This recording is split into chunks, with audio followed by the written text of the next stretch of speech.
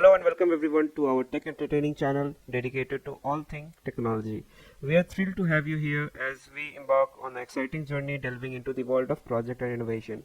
Today we will be delving into a captivating project focused on telecoms churn prediction.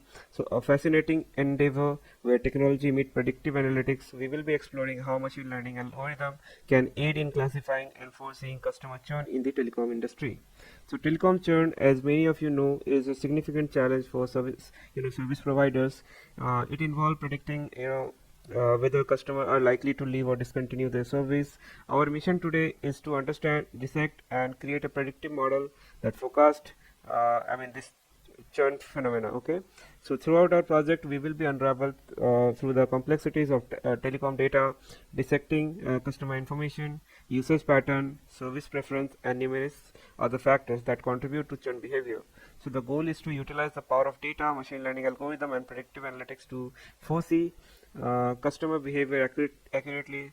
And by the end of this project, not only you will have comprehensive understanding of churn prediction in telecom, but we will also witness how technology, specifically machine learning, can play a pivotal role in forecasting customer behavior. So join us on this accelerating journey as we explore the intricacies of telecom churn prediction through the lens of technology and embark on captivating classification projects. So get ready, witness the fusion of technology and analytics in action. Okay. So let me give a grasp of what I understand about telecom data. So in the dynamic world of telecommunication, and churn refer to a phenomenon where customer discontinue their service or switch to another provider. So this churn can be substantial challenge for mobile telecom companies like Airtel, like Jio, or other providers like VI Idea. So making it important area to study and do classification as well as prediction.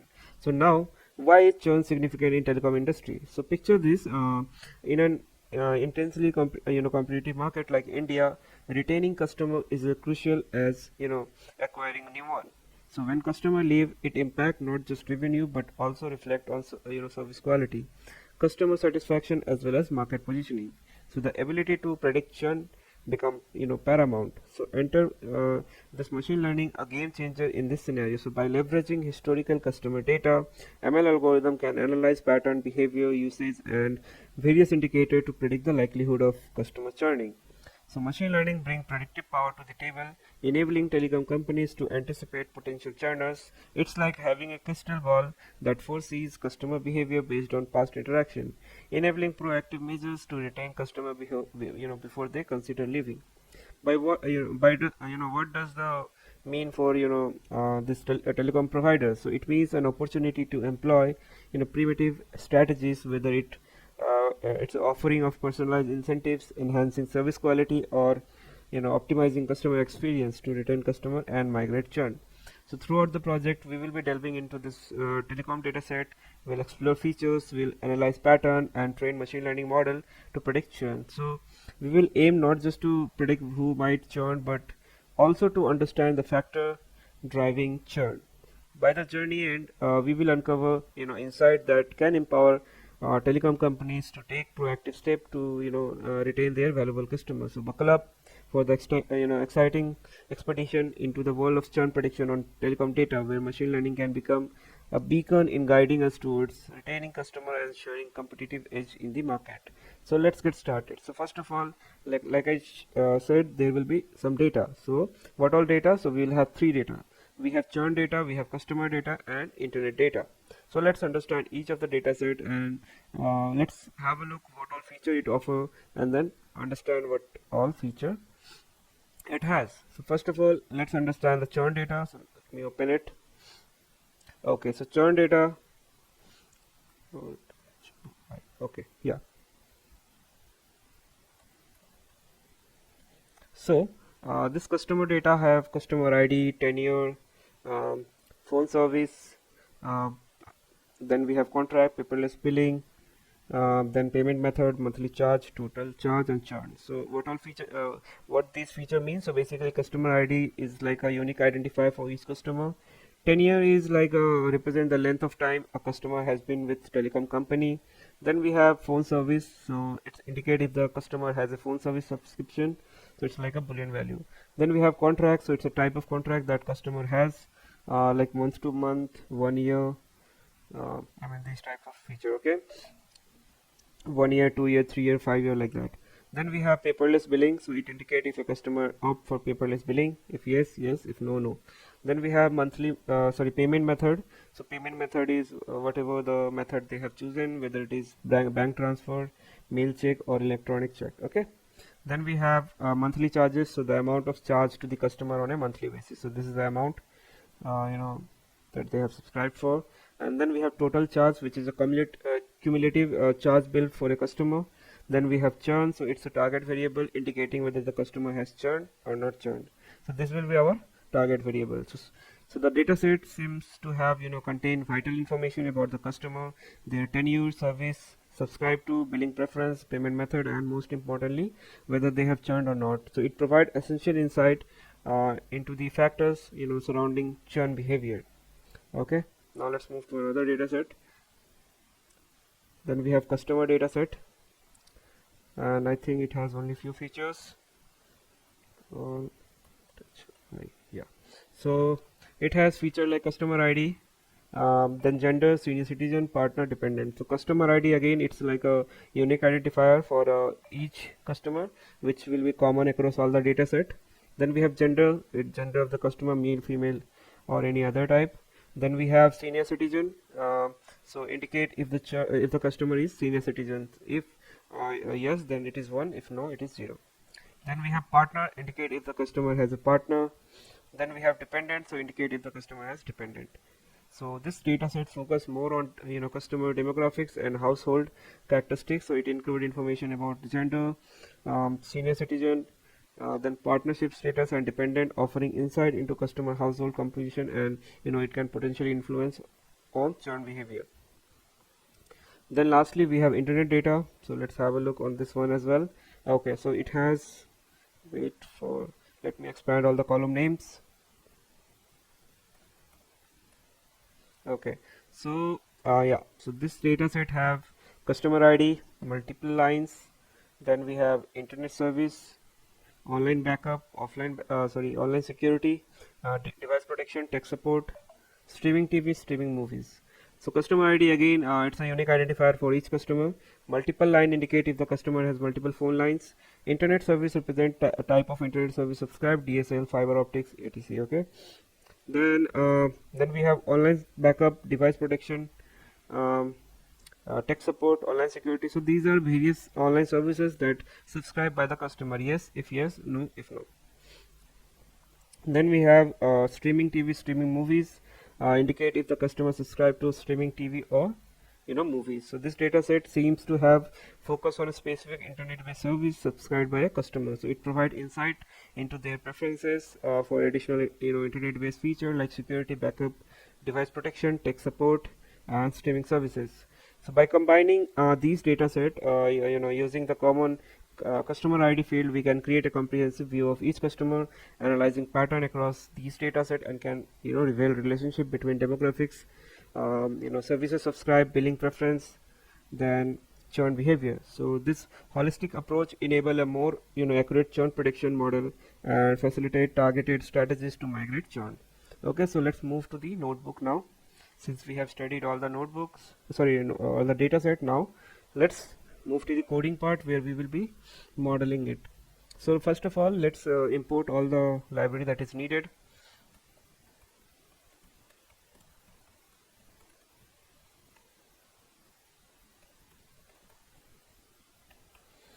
So first of all, we will just import numpy as np and pandas. So we'll import other libraries while moving further. Okay, so for now let's import these two. Then let's import all the data set. Import all the data set. So first was churn data.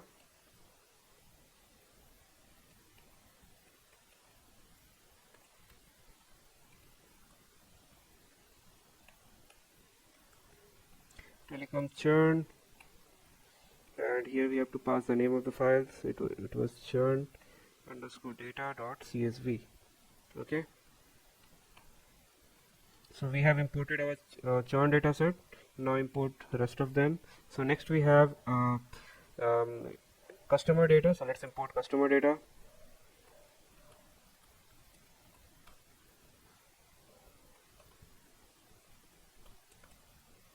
So pd.read csv.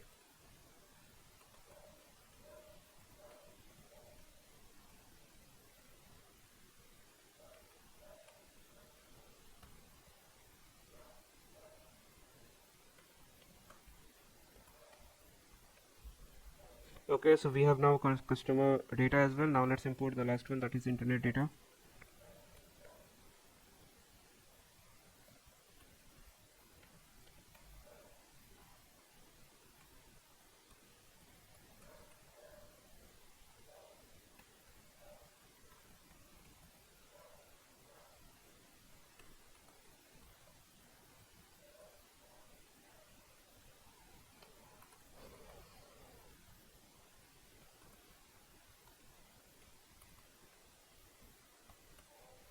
Okay, so we have all the data set loaded. Now the next thing we will be doing is we will be combining all the data file into one consolidated data frame. Okay, so let's do the merging. Merge all the data set into one. Okay, so df1 equal to pd.merge. First will be the churn data and then the customer data. Okay, and we will be doing the left join. Okay, no, not left join. Let's do the inner join. So whichever churn data we have, that is all only we are interested in. So for that, let's do inner join, which means that whichever column is common in between these two frame, that will be only picked on customer ID. Okay, so we have the first merge ready. Now let's merge the remaining data set. So let's do that. Telecom equal to pd.merge, and inside here we'll pass the df1 as well as the internet data. Okay, then again it will be again inner join, and it should be again on customer ID.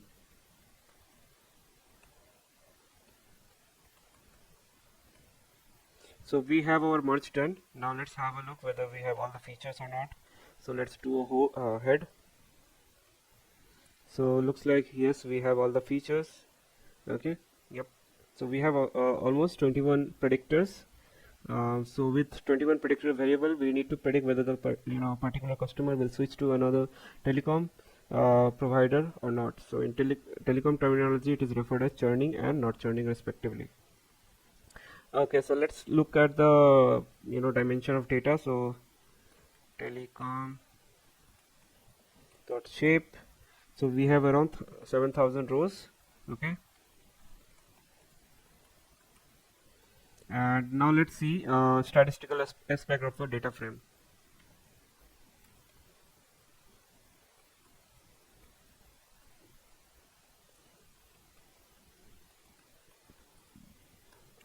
So telecom dot describe.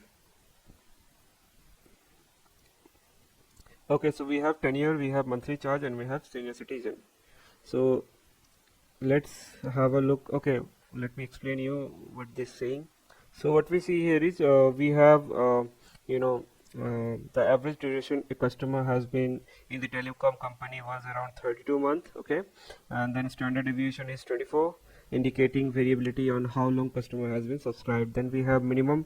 So this minimum tenure observed is 0 months, potentially indicating new customer or those who haven't stayed along. Then 25, 50, 75 percentile saying that the customer have tenure for at least 9 months. Then 50% customer saying 29 months, and then 75 customer have tenure of 55 months and less. Okay, so maximum user has been stayed for longest for 72 months, and that is what we can interpret from this. And then we have monthly charges, which approximately mean is $64, and then standard deviation is 30, showing variability in charge. Then we have minimum observed monthly charge is 18. Then we have 25% of customer pay around 35, and then the median, which is 50%, so it is around $70, and then 75% of customer pay around $90, sorry, 89.85 a month. Okay, and then maximum user has paid of $118. Okay, so that is what we can see. In senior citizens, since I think um, it's a binary feature, so what it says is that the minimum that it has observed is 0. uh, then the mean is around 0.369, sorry, okay, it's a standard deviation. Mean is 0.16, so it represent um, 16% of customer are senior citizen. Okay, I mean the average proportion of senior citizen among the customer paying. Okay, then we have standard deviation of 0.369 showing variability of the proportion. Then 75% tile of customer are not citizens. That is what we can see here. Okay, now let's look at the data type of each of the columns. So for that, it's telecom.info. Okay,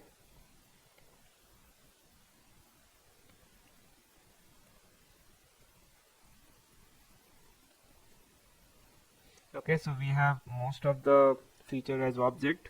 Then we have integer. So whichever you see here are either float or integer. The rest of them are objects. So which means that there are many binary variables. Okay, so we need to encode them because machine don't understand string language. Okay, so later we'll see that. So now let's come to the data preparation part, where we will be looking at some of the data. I mean whichever are binary variable. Okay, so let's do that, whichever we see currently. Okay, so let's do telecom.head, and this way we will get to know. Okay, so I think there are some column is missing. So this is not missing, is it basically collapsed. So to expand it, what we can do is, so there is a pd.set options max call. Okay, so we have got the code here only. Okay, so let's do this thing. pd.set option display max column equal to max. Okay, none. Let's do it none, and we are done. Okay, so there will be no collapse now. You will be able to see all of the features. Now it's good. Okay, so now let's convert all the binary features to 0 and 1 instead of yes and no. Okay, so convert binary feature to 0 and 1 instead yes no. Okay, so let's define all the variable list. So first is phone service, then we have is paperless billing. Okay, so this is also in I mean categorical data, but we will be encoding it in a different way. Okay, so we will use some techniques to convert into numerical feature. I think you might have heard about encoding, so we will be encoding it later on, but whichever is the simplest one, let's first deal with that. Then we have churn. Okay, then we have partner, then we have dependents. Okay, and yeah, we have online security, online backups, but let's deal with that later on. Whichever is currently important, let's deal with it. Okay, now let's create a function, mapping function, which will convert yes to 1 and no to 0. Okay, so let's create a function to map yes to 1 and no to 0. So def binary map, here we'll pass x and it will return x dot map. Let's define yes in the dictionary. So wherever there is a yes, replace it with 1, and where there is no, replace it with 0. Okay, so we are done with it. Now let's map the values. So telecom of var list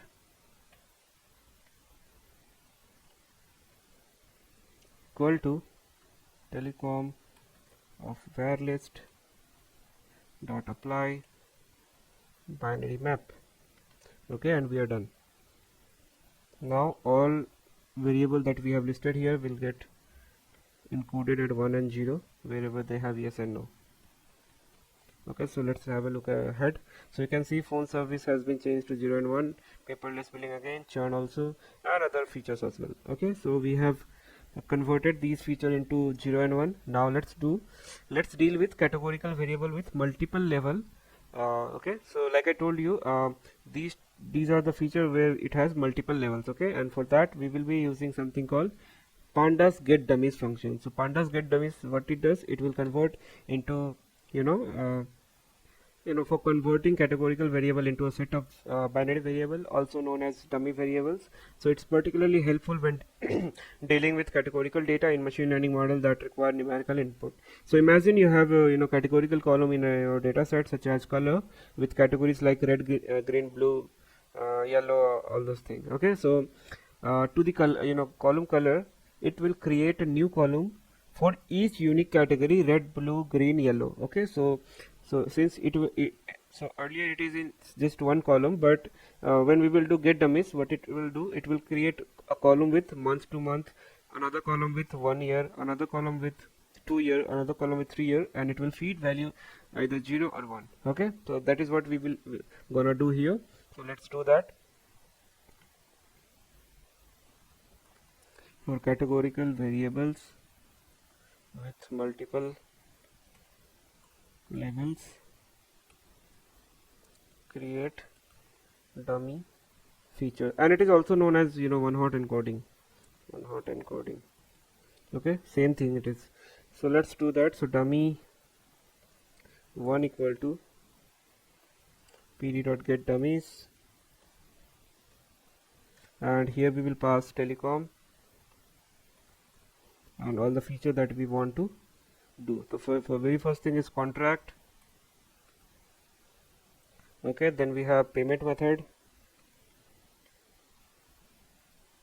then we have gender. Okay,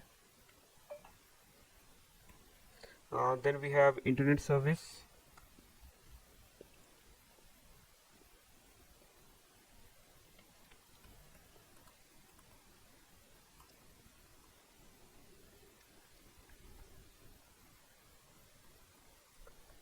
let's make drop first equal to true, so it will won't keep the first one.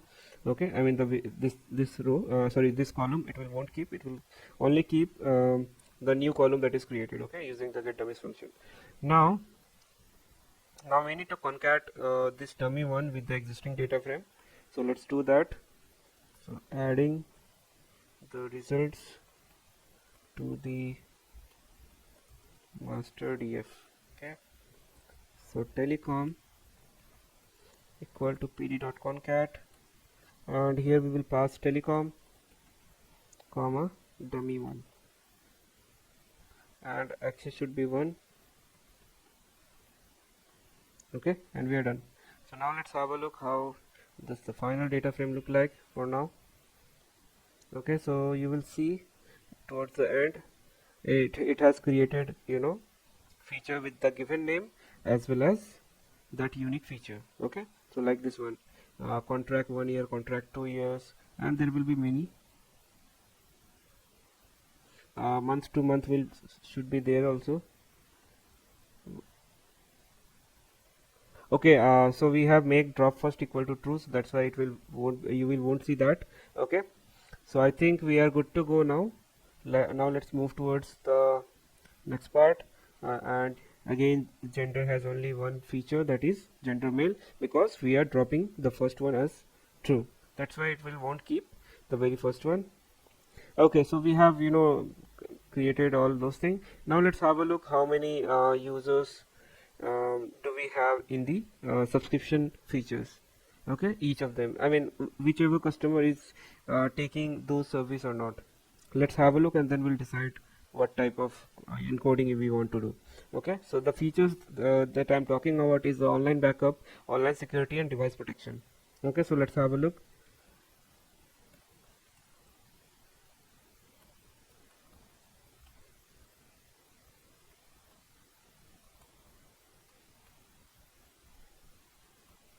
Okay, so let's first look for the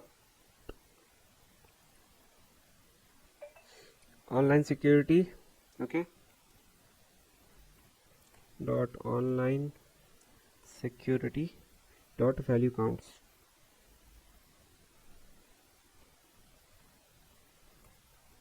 Okay, let's run this. So we can see around 2000 of them have subscribed, around 3500 have not subscribed, and 1500 of them having no internet service. Okay, let's have a look the another one. Other one was online backup.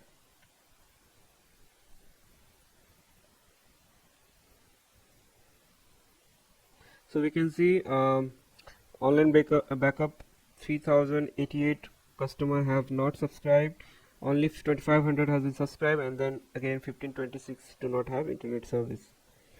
Now let's have a look the third one, that is a device protection.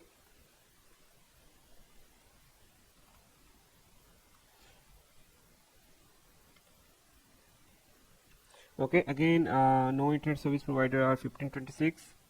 Then device protection has subscribed by 2400 peoples, and then there is no device protection for around 3100 customers. Okay, now let's create a dummy variable for remaining categorical variable and drop the label with big names. Okay, so let's do that.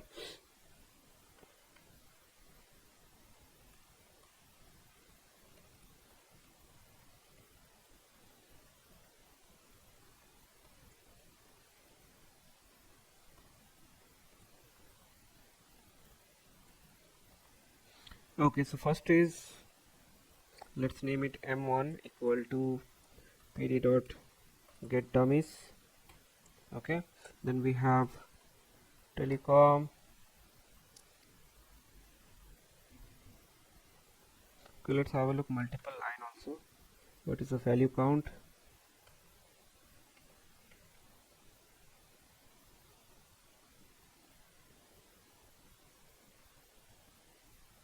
It has big names. You can see no phone service. Okay, multiple lines subscribed by 29, almost 3000 people, almost 3400 no, and then no phone service around 700 peoples. Okay, let's go for this one. Okay, so get dummies multiple lines. Okay, let's give a prefix. So prefix should be multi lines. Okay, now let's drop the column with no one. Okay, with no one. So m1 dot drop, and we do not want multi-line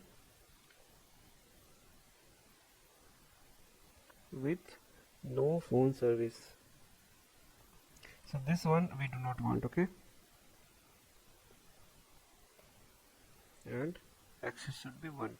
Now let's add this the result to the master data frame. Okay, so to do so, telecom equal to pd.concat, and here we will pass telecom. Okay, here we have to also, okay, we have to store it. Okay, so let's name it m2 telecom comma m2, and here also we need to give the access, so access equal to 1. Okay, so we are ready for the multi lines. Now let's do same thing for above features: device protection, online backup, online security. Okay, just copy paste 3 times, and let's name it online security, which means os1, os2, os. Okay, so here also change online security, I mean the prefix, and let's drop the one with no phone service. Okay, so online security, no phone service, we do not want. Okay, so it will come like this. I mean the get dummies will create something like this. So we that way we can estimate what the column name will be. Okay, so we are done with the online security. Let's go for the online backup. Online backup.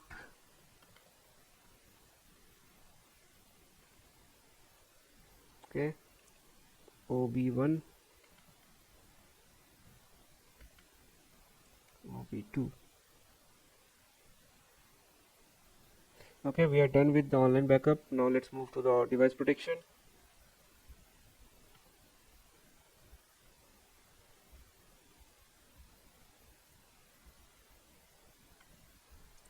DP1, DP2.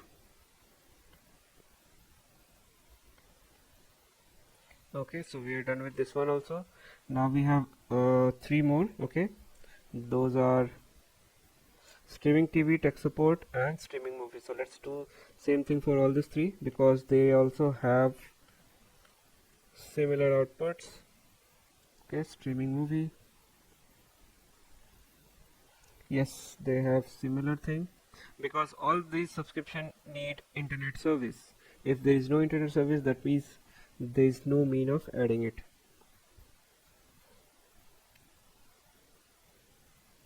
Okay, next is just copy this 3 times.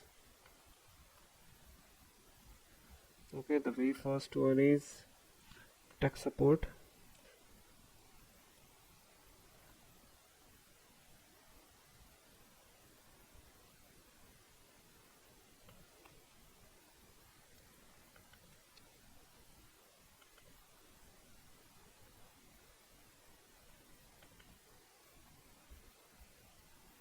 Okay, then we have streaming TV.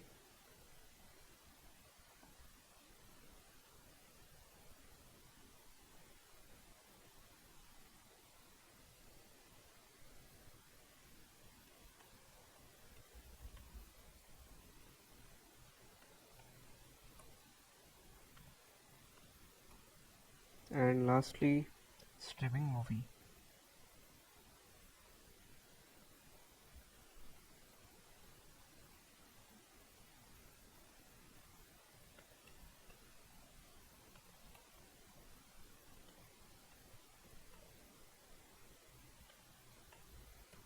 Okay, so we are done with all the encoding part. Let's run this. Okay, we have some error in the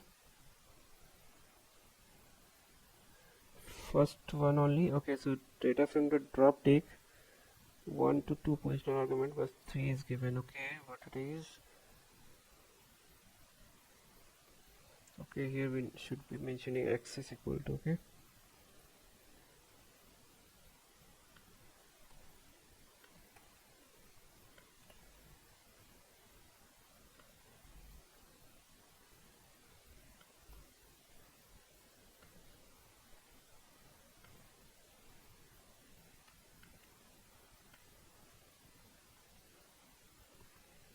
so it's running. Let's see. Okay, again we have some issue. Multiple line, no phones. Okay, I have a. It should be service. Spelling mistake. Let's replace all of them because we have copy and pasted. Okay, now let's run this. Again we have some issues. Line number 7, so it is saying online security no phone service not in the access. Okay,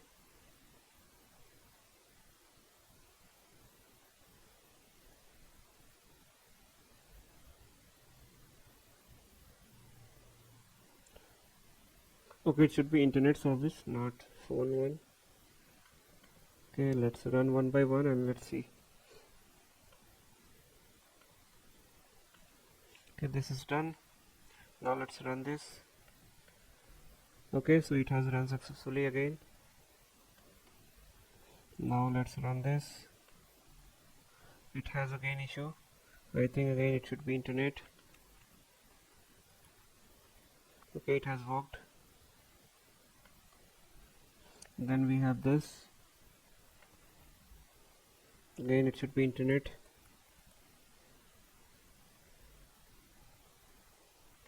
Move it. Then let's run this again. I think this we will run because all of them have phone service only. Oops, no. Tech support is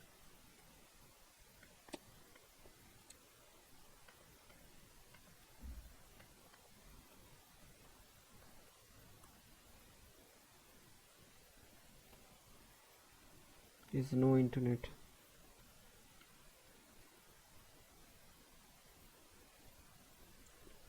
Okay, so we are done with encoding.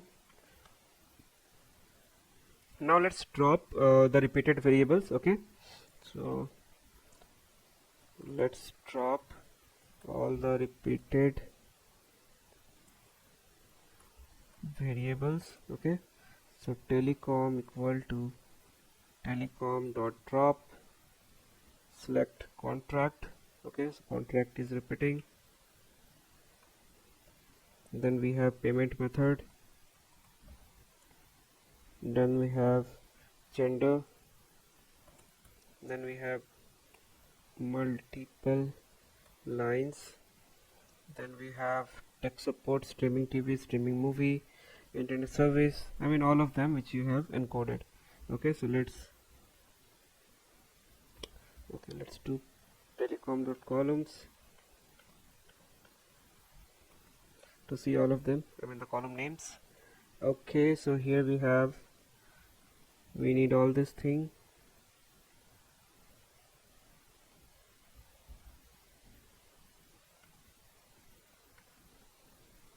So internet service, online security, online backup, data protection, tech support, streaming TV, streaming movies. Now here we need to pass the axis, so x is equal to 1. Okay. Oops. So we have dropped all the repeated variables. Now let's convert the variable which we have imported as string. We need to convert it to float, okay, which is total charge. So let's convert total charges feature variable to float. Okay, so telecom of total charges equal to pd dot to numeric, and here we'll pass this feature only, and if there is any error, and to deal with it we need to mention error to coerce. Okay, so it will run even if there is any issue, so that it will won't stop. So let's run this. So we have now total charges numeric feature now. Okay, so now we have done all the data preparation done. Now let's look for outliers. Okay, so check for outliers. It's a very important thing to check in every data set. Now let's create a list of feature for which we want to check the outlier. Okay, so numerical feature telecom. Here we will check telecom of first is tenure. Okay, then monthly charges,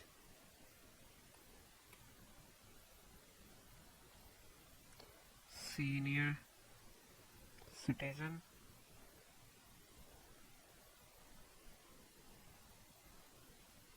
yes, senior citizens.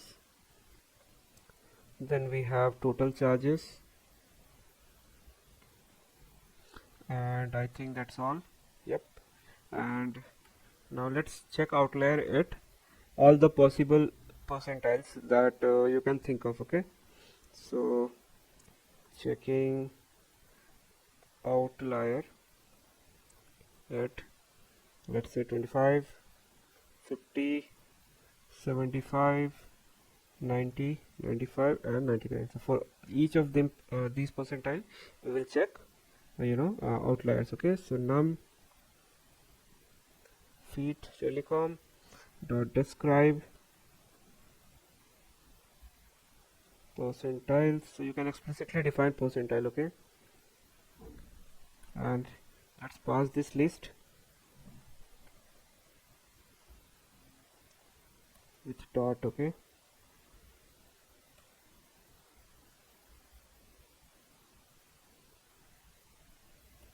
let's run this. Okay, now we have all the data. Now let's understand whether to have outlier or not. We could have used boxplot also to do the same thing, but let's not waste time. Let's understand through the numbers only. Okay, so first is tenure.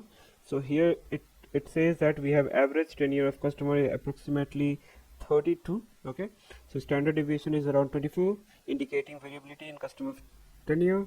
Then we have minimum, which is around 0 month, potentially indicating new customer or those who haven't stayed long. Okay, so 25% of customer having tenure of 9 months or less, 55% of them having 29 months, 75% of customer have 55 months, then 90% of them having 69 months, 95% of them having 72 months, and all. Okay, so for tenure, I don't think I mean outlier is present. So maximum value 72 fall within the 99 percentile. Okay, so indicating it's within the expected range. Okay, so yeah, that's fine. Now let's check the monthly charge. So the statistics are similar to tenure, providing similar insights. Okay, um, so which means that the monthly charge doesn't seem to have outlier based on the provided statistics. So the maximum is 118, and it is within the expected range. Okay, the 99th percentile is within the expected range, so we can say it has no outlier. Okay, the senior citizen is binary variable, so it's ignored this one. Then we have total charges. So let's understand the total charges. So the average we have is 2283. Okay, I mean the customer almost paying this much of total charges. Then the standard deviation is 2200. Okay, which mean mean and standard deviation are same, I mean similar. Then we have minimum of $18. Okay, so what we can understand from this is the percentiles, for max in between the maximum and the minimum, there is a huge difference. Okay, so so there might be potential outlier indicated by the maximum value, that is 8684, while the 99 percentile is only 8039. So a higher value, the maximum value significantly exceeds the 99 percentile, suggests a potential outlier. However, further analysis such as like visualization, I have told you, you can use box plot to have a look. That would be beneficial to confirm this observation. And based on these solemnly provided statistics, we can say total charges appear to have a potential outlier, but additional exploration is needed. So we can do box plot also. So let's have a look box plot also. And for that we need to import the libraries. Okay, so let's import matplotlib. So import matplotlib dot pyplot as plt, then import cbond as sns.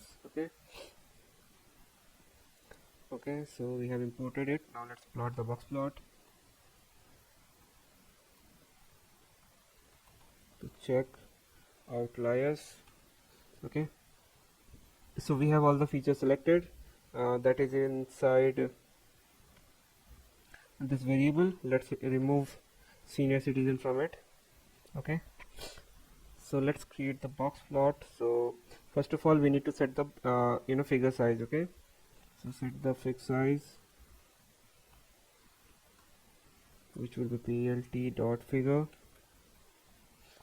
fixed size equal to 8,6 unit. Okay, then let's do the box plot. So num feature telecom dot box plot, then let's keep title plt dot title, continuous variable.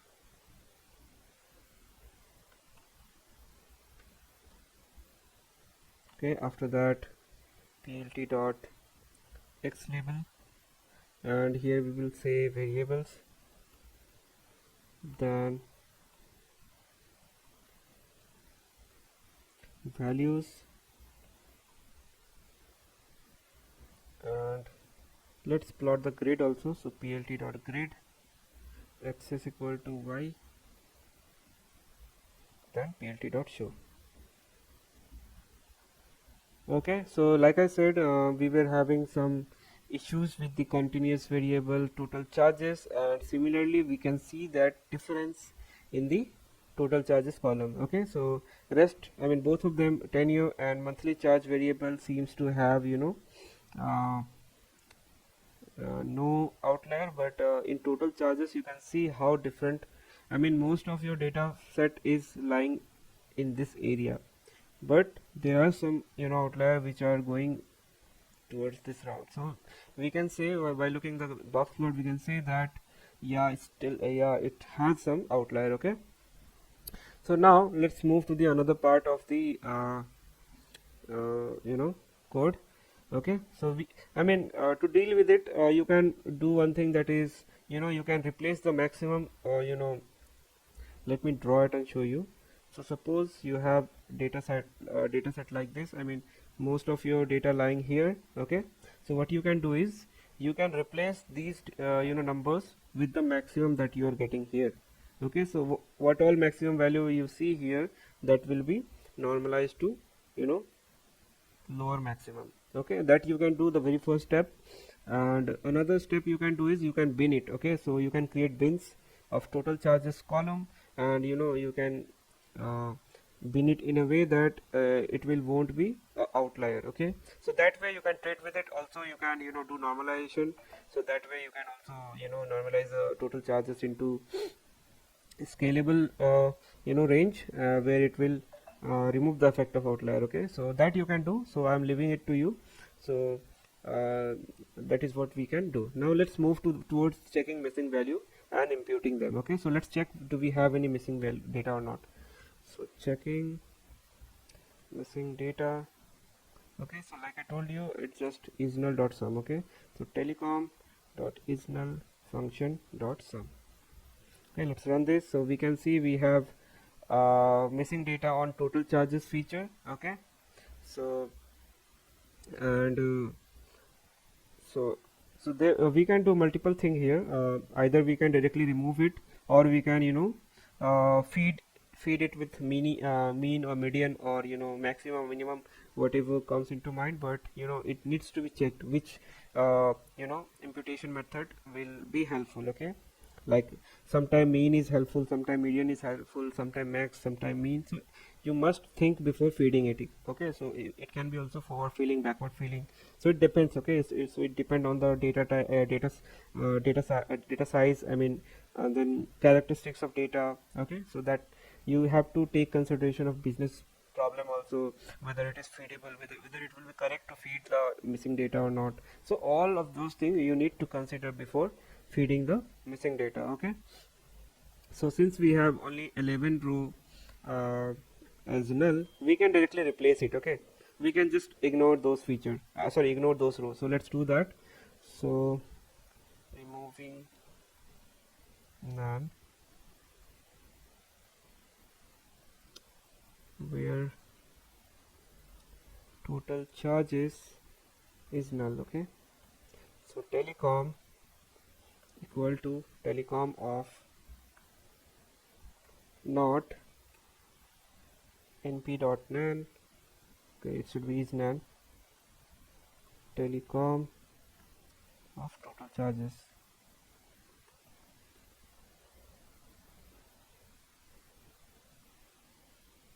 Let's run this.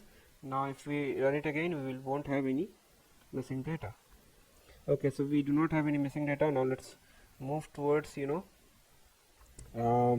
modeling part. Okay, so we are done with every small step that needs to be prepare our data set to be consistent, and we have the data consistent now. Okay, so we have no any categorical data, or where it has string. We have all numerical data, we have feeded it, we have cleaned all the missing data if we had. since we have small numbers, so we just have get rid of it. Then we have uh, check outlier, do we have or not. So like I told you, we can use multiple different method to impute them, but since I we have left only few much time, so that's why I haven't feeded it. But you can look at to different type of outlier feeding method, where you can either remove the outlier, or you can feed it with the maximum value that we you were having. So I was talking about this maximum value. Okay, so whatever the value that we have here, it will be feeded to all the value that the range is from here to here. Okay, then you can either bin it, so it will be like this.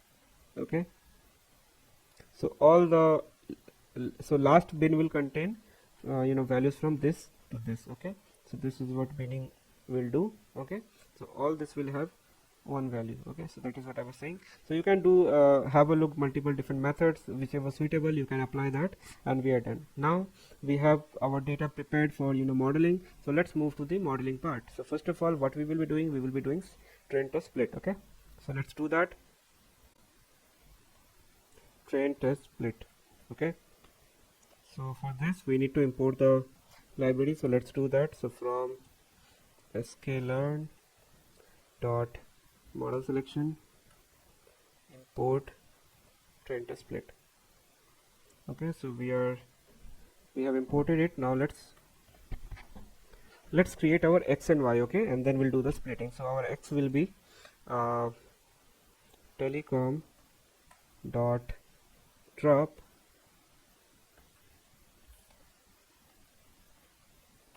so it will be churn and churn ID. So there is no use of churn ID or customer ID, sorry, customer ID. Okay, and it should be x is equal to 1. So that's this part. Now let's define our y. So y will be our target variable. So it will be telecom of churn, and we are done. So now let's split the data set into training and testing. So for that, x train comma x test, y train comma y test equal to train test split, and here we'll pass our x and y. Our train size equal to 0.7, then test size, and then a random state. So test size will be our 0.3, and random state equal to, let's say, 100. Okay, so we are done with the splitting part. Okay, we have some error, customer ID not. Okay, so we are done with the splitting part. Now what we can do is we can move forward for the feature scaling. Why? Because we have you can see, right, the number of features we have, and all of them, mostly of them are either 1 or 0, I mean the categorical data, and then we have some feature which has huge, I mean the value scale is huge. Okay, so we need to, so we have a data set of mix of data types. So what we can do is we can scale all of them to just one single scale, that is in between 0 and 1, and that's why we need to do scaling. Because if we have some feature with values like 5000, 6000, 7000, and we have few feature like 0 and 1, 0 1, 0 1, so the feature with highest value will get higher weight, the feature with 0 and 1 will get, not even, they will be ignored, I mean they will won't be learned. Okay, so that's why we have to scale them, so that model able to understand, okay, these all are same, I mean equally, they will give equal contribution to each of them, each of the feature. If we have a feature with 5000 in a value, 6000 as value, 7000 as value, and if we compare it with 1 and 0, 1 and 0, obviously the the value with higher number will get uh, I mean all the contribution towards learning will it will get those values only with the highest. Okay, so whichever feature we have with 1 and 0, it will get it will won't get anything learned. Okay, so that's why we need to scale them. Okay, so let's do that. So we'll do something called standard scaling, and for that we need to import the library. So let's do that. So from sklearn dot pre-processing, import standard scaler. Okay, so scale our data set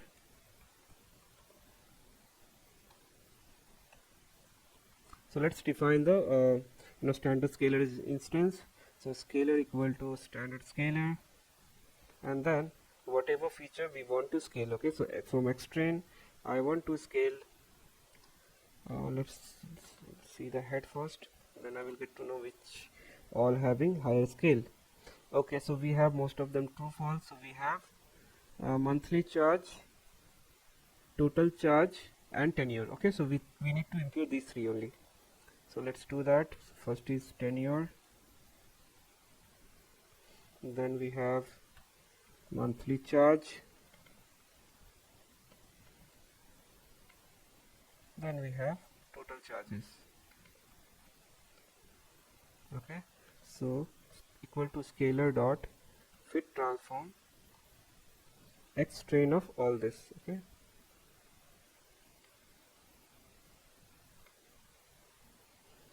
and we are done. So now if you want to check, let's do that x train dot head.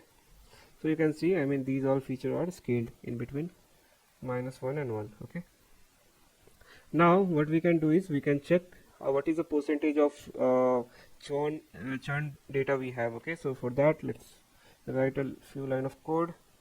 So checking, it shouldn't be imbalanced data, so that's why we are checking. So if it is 10% versus 90%, then again majority of the data set is not churned, so that's why model will be biased toward it. So we do not want to make a biased model, that's why we are checking it. So check the churn rate, and to check it we can do something called sum of telecom of churn divided by length of telecom churn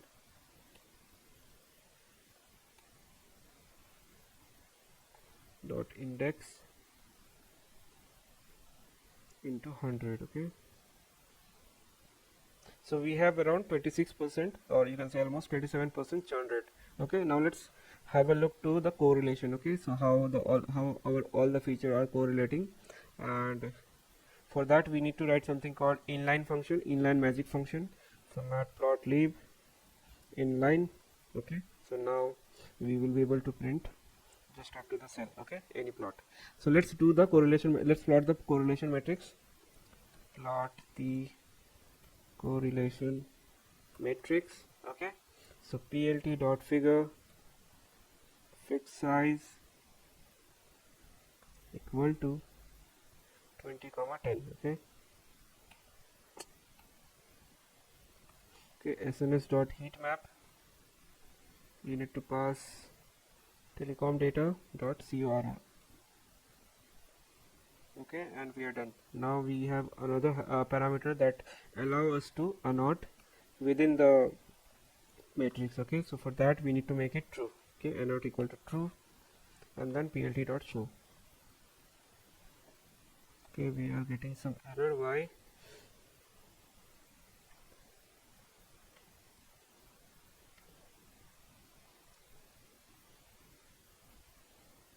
Okay, I forgot to do one thing, that is, I have forgot to make true and false as 0 and 1. So let's do that, and that's why it is I mean, that is throwing an error. Okay, let's fix this. So to do so let's do that before splitting, because I have to do it multiple times otherwise. Okay, so let's do it here only. So first of all, telecom we have to select all the feature which where it has value as true and false. So let's define call equal to all the feature name where it has true and false as. So first is this one. Okay, let's do something called columns.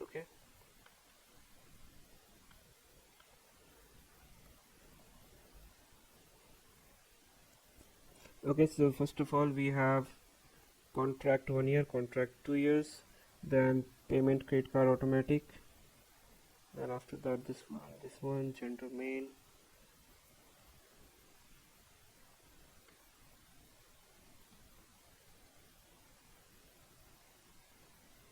Okay,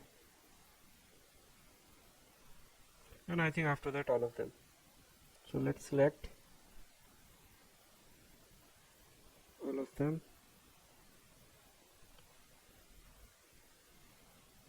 and we are done. Okay, so what we can do is call telecom of call, and then equal to telecom of call dot as type int, and it will be converted to 1 and 0. Okay, so that's what we wanted to do. Now let's have a look. Okay, actually are they converted or not? So we can do it by head. Okay, now you can see all of them are either 0 or 1. Okay, so let's do the splitting again. Okay, then scaling again, it won't change. Now let's plot the heat map. Again heat map showing some error, and it is because I think because of user ID. Okay, I think, yeah, it has user ID, so we need to skip the user ID and then do the heat map. Okay, so what we can do is telecom dot drop. Okay, here we can write the column equal to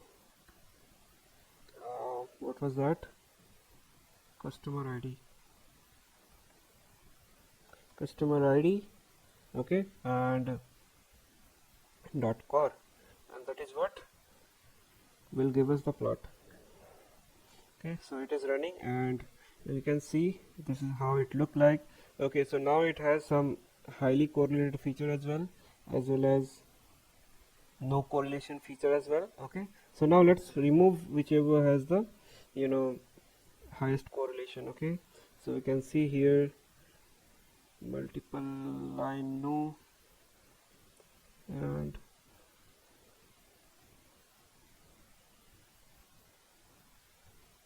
this one. Okay, so let's remove whichever we see that they are highly correlated. Okay, otherwise we will have multicollinearity problem.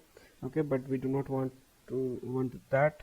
So let's drop highly correlated dummy variables. Okay,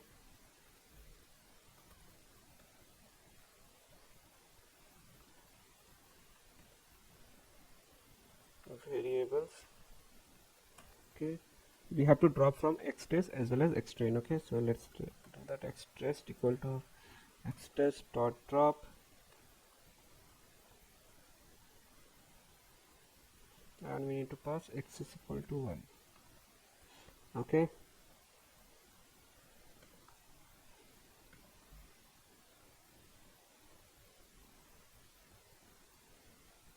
so let's find out all the features which having highly correlation with tenure. Okay, let's drop multiple lines no, online security no,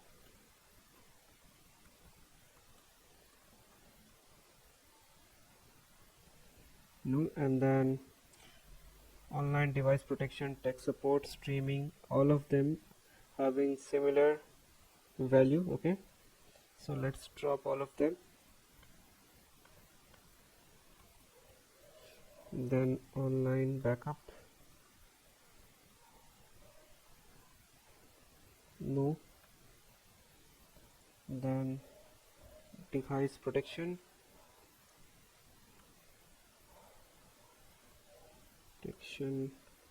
no, then tech support no. Okay, then streaming TV no, then streaming movies no. Okay, so all these feature are meaningless. Okay, so let's drop this since they are highly correlated. Okay, so let's drop this. Okay, we have key error, what it is, streaming TC number. Okay,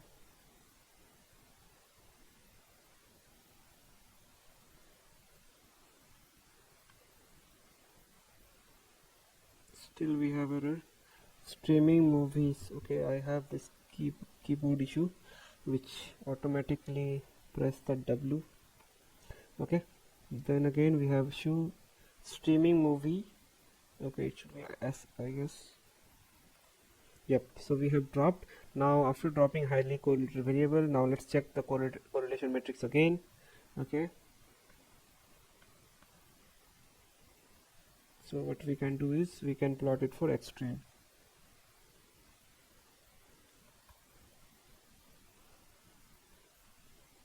Okay, it's running. Now I think that we do not have any feature with highly correlated. Okay, so I think we are good to go now. Okay, so let's move towards model building. Okay, so first of all what we will do, we'll do something called logistic regression. Okay, so for that let's import all the library that is needed. Okay, so from import stats model dot api as sm.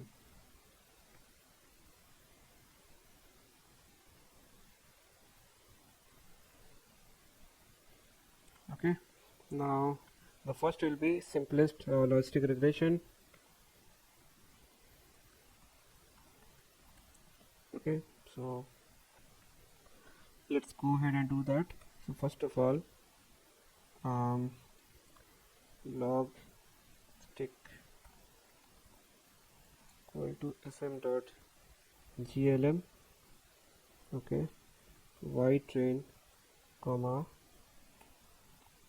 sm dot add constant x train. Okay, then we have to give family equal to sm dot families dot binomial, and we are done. Next we need to fit the model, so log m1 dot fit dot summary.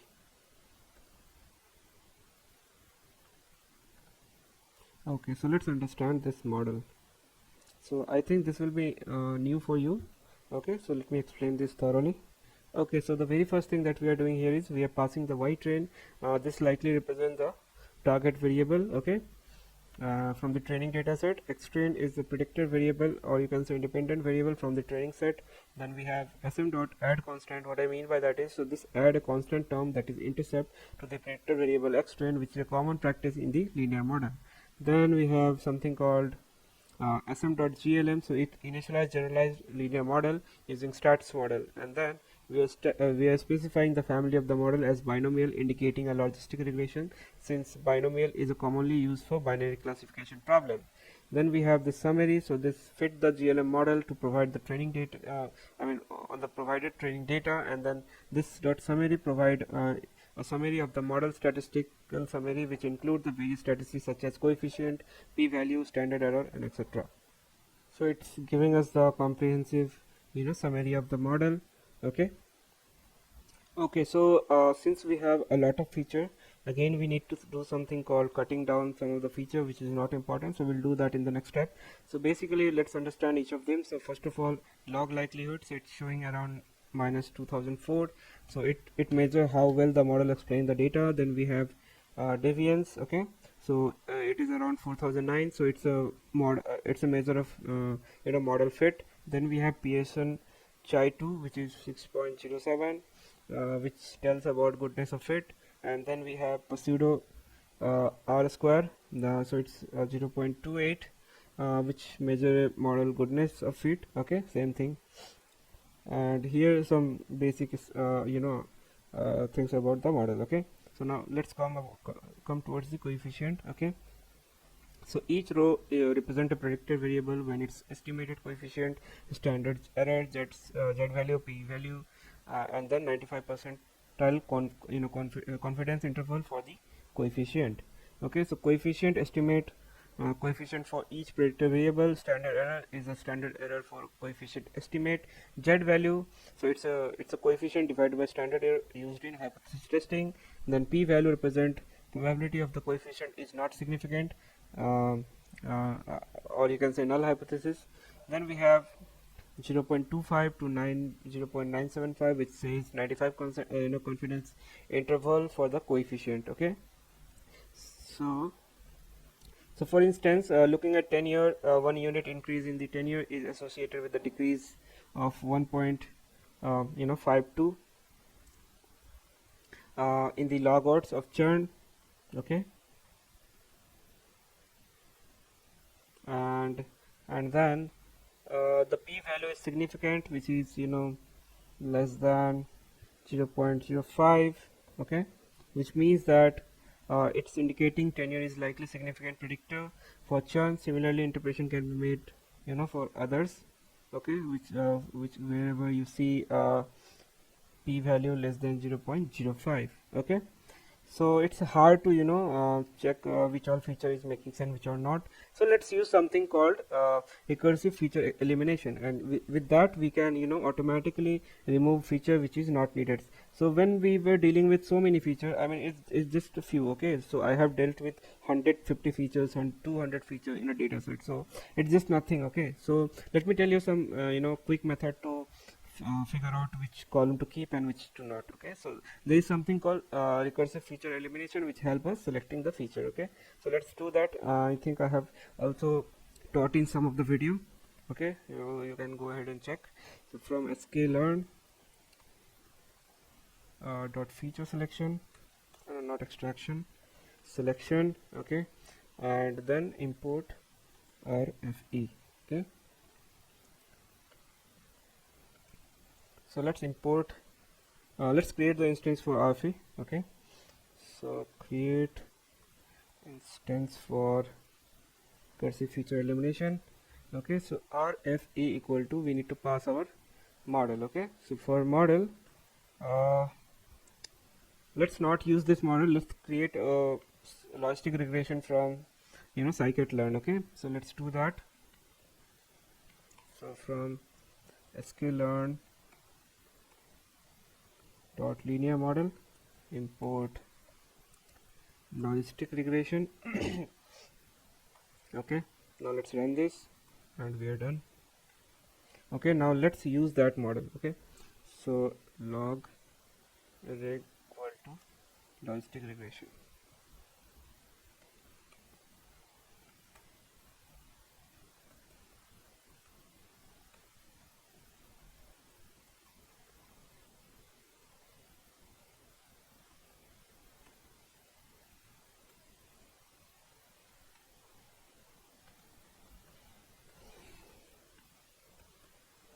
For RFE. Okay, so we have our model ready. So now RFE take two argument. Okay, first is the model log regression and number of feature you want. Okay, so we want 15 features. Okay, so currently we have around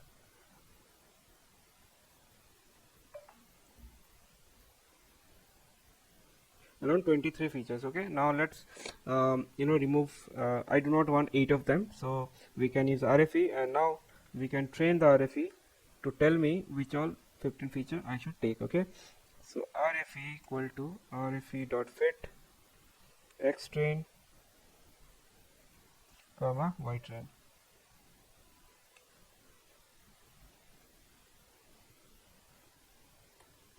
Okay, let's run this. 3 is given. Okay,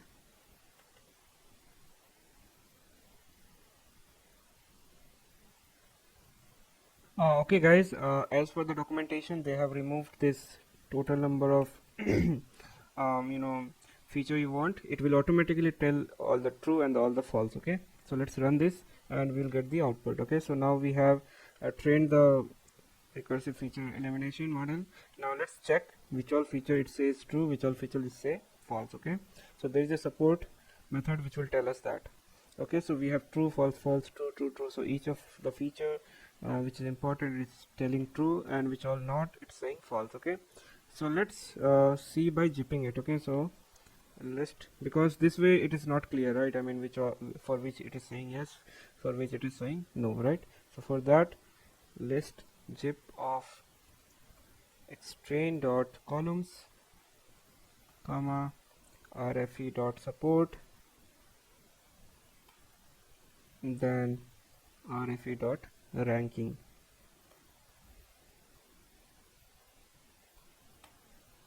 Okay, let's run this. Now we have the ranking as well as whether true and whether false. Okay, so this way we can select which one to take, which one not to take. Okay, so let's do that. So call equal to xtrain dot columns RFE dot support. Okay, now xtrain dot columns not equal to RFE dot support. Okay, so let's see which all feature comes. So these all feature comes. Okay, then let's assess the model with stats model. Okay, so let's assess the model with stats model. Okay, so xtrain sm equal to sm dot add constant. Here we'll pass our xtrain and the call that we have defined. Okay,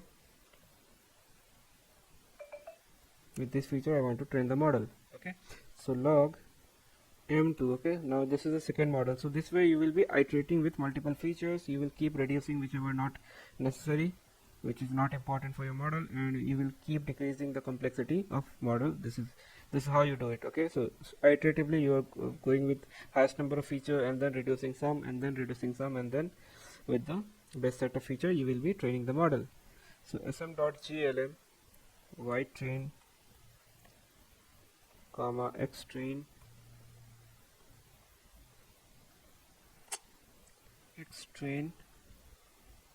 sm comma we have to pass the family equal to sm dot families dot binomial. Okay, then res equal to log m2 model, so which is actually the model dot fit. Okay, and let's see the summary, res dot summary. Okay, so we have now with less number of feature. Okay, so you can see in all of them the the p value is is saying that all the features are significant. Okay, so you can see here. Okay, so now we have assessed the model. Now let's get the predicted value for training set, and without using the any sklearn library. Okay, so let's do that. So get the predicted values of test set. Okay, sorry, train set. So y train pred equal to res.predict. Here we have to pass our training set. Okay, so now let's see the first 10 rows. You can do slicing, so this is how it looks. Okay, and let's look the list array way. Okay, so y train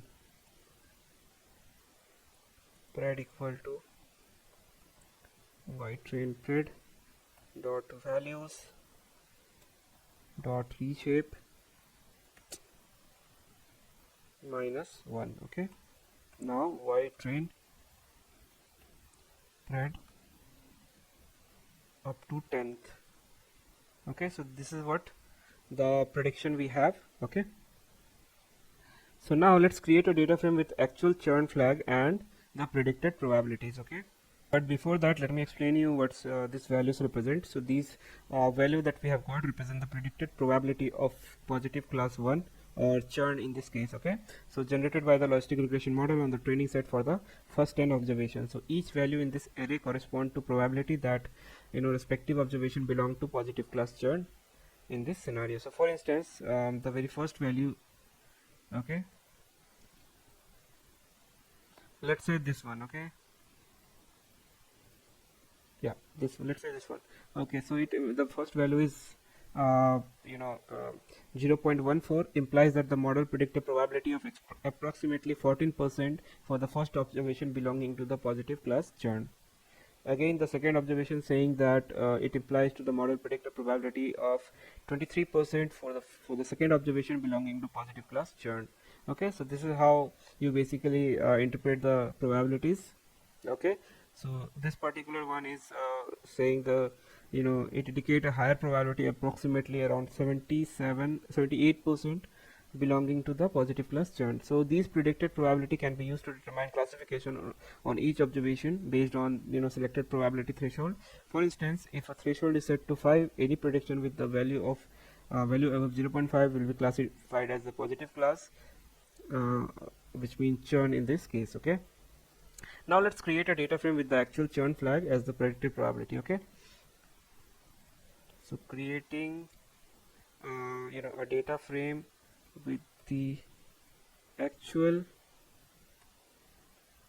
churn flag and the predicted probabilities. Okay, probability. So y train pred final equal to pd dot data frame. Okay, for churn it will be y train dot values for churn probabilities.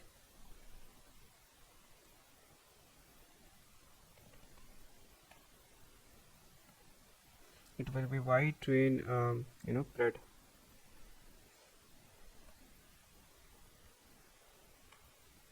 Okay, now what we can do is we can add index also. So y train pred final of quest id equal to y train dot index, and then we can do head. That will show us all this feature that we have created. So for every customer id we have whether it is churn and what is the probability that we have got. Okay, now let's create a new column that is predicted with 1 if churn probability is greater than 0.5 that we have just discussed, else 0. Okay, so creating a new feature predicted with 1 if probability greater than 0.5. Okay, so y train pred final of predicted equal to y train pred final dot churn probability dot map lambda x 1 if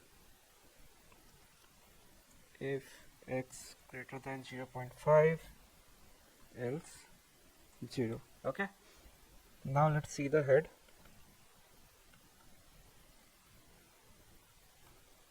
Okay, so we have churn and we have the prediction. Okay, so you can see that for this this particular id we have prediction as 0.49.8, and since it was less than 0.5, that's why it is predicted to 0 instead of 1. Okay, so now what we can do is we can plot a confusion matrix, and let's see how many of them are doing misclassification. Okay, so for that let's import the library. Okay, so from sklearn import matrix. Okay,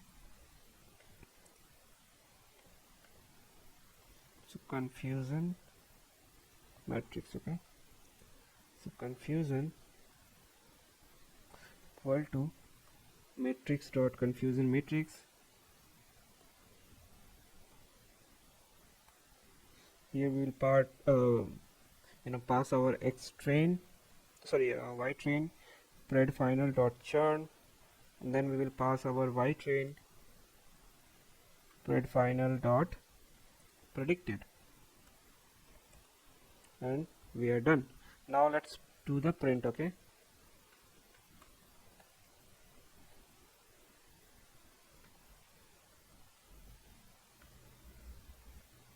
okay, so we have the result.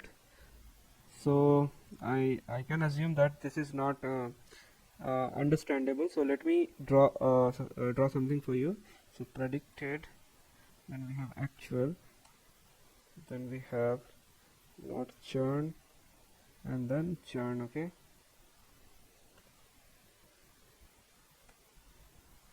not churn and then churn. So imagine this data like this. Okay, so I mean we could have plotted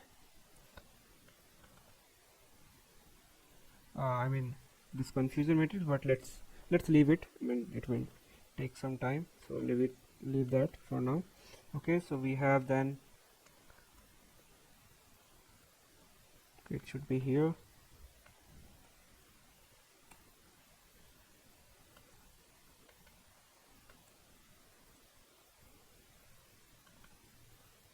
So now you can imagine what this confusion matrix is. Okay, so we have predicted actual, and then we have not churn and churn, then we have not churn and churn. Okay.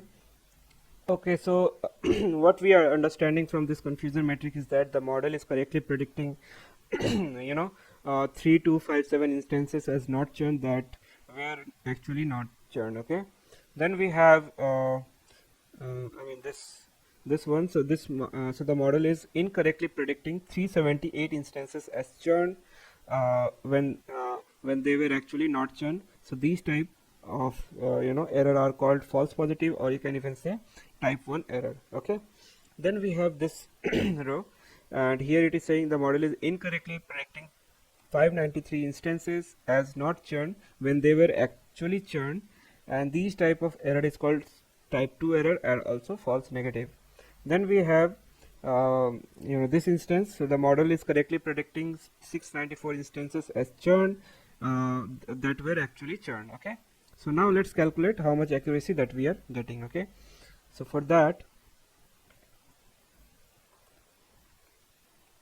accuracy, so print matrix dot accuracy score, and here we will be passing this thing. Okay, so we are getting around 80% accuracy.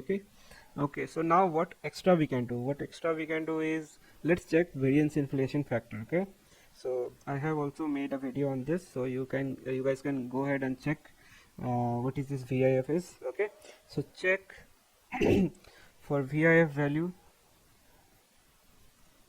of the feature variable. Okay, so now for this we need to import the VIF. So for that, let's import it. So from stats models dot stats dot outlier influence, import variance inflation factor. Okay, now let's run this. So let's create a data frame for VIF. So VIF equal to pd dot data frame. Okay, let's create a feature. So VIF of feature will be xtrain of call dot columns. Okay, then VIF of VIF equal to, let's call the variance inflation factor function, and here we pass xtrain of call dot values comma I for I in range of xtrain of call dot shape of 1. Okay, and we are done. We need to do something called rounding. So let's round the VIF. So VIF of VIF equal to round of VIF, and here we can pass the column name, that is VIF, and how much decimal point you want. Okay, so 2 I want. Now let's sort the VIF. Okay, so VIF equal to VIF dot sort values.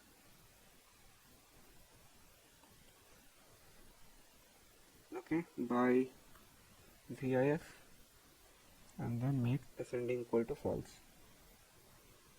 Now let's plot the VIF. Okay, so this is the values that we are getting. So we see few feature with high VIF, and it's best to drop this variable as they are not helping much with prediction and they are unnecessarily making model complex. Okay, so let's drop that. So I mean, you can have a look. I mean, this monthly charges and total charges, I mean, these both column are very important for our model. Okay, that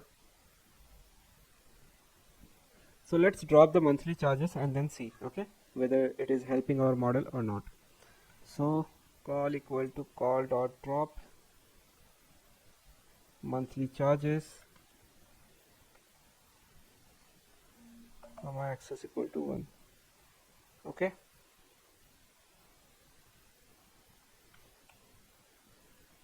okay, so we have dropped the monthly charges. Now let's train the model again and let's do the prediction.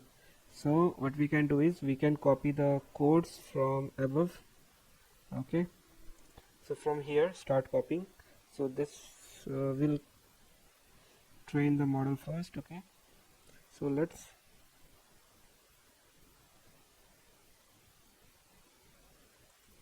rerun the model and check the performance. Okay, so it will be same, then this will become 3. Okay, let's train y train sm binomial, then 3 dot fit and rest dot summary. Okay, let's run this. Okay, so most of them again are not affected. Okay, total charge having, you can see that it has p value of 0.2, which is greater than the significance level. Okay, so we were seeing the here also, but let's see whether it is I mean whether removing the monthly charges feature give us increase in accuracy or not. Okay, let's copy the next line code. Okay, so copy this one, copy this one, copy this one, and copy this one also. So copy all of this thing and then print it, paste it, I mean. Okay, so what we need is we do not need this, so let's remove that. So y train pred will become rest dot. Okay, so we we have to do the prediction first. Y train pred equal to rest predict dot values dot reshape -1. Okay, now we can run this and we can have the value. Let's remove this part.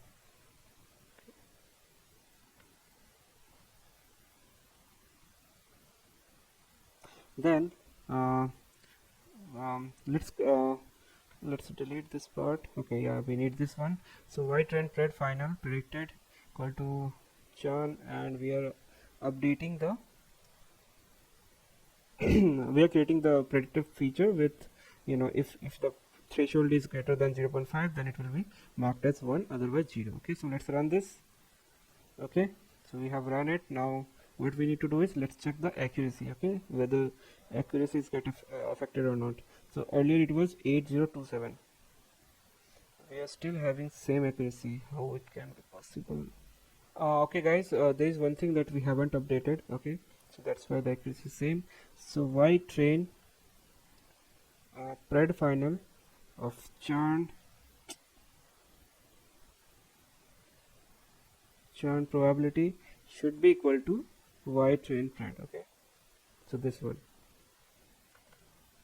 Let's run this. Let's run this again. Now let's check the accuracy. Okay, so something has changed. Okay, it is 8015. What was earlier?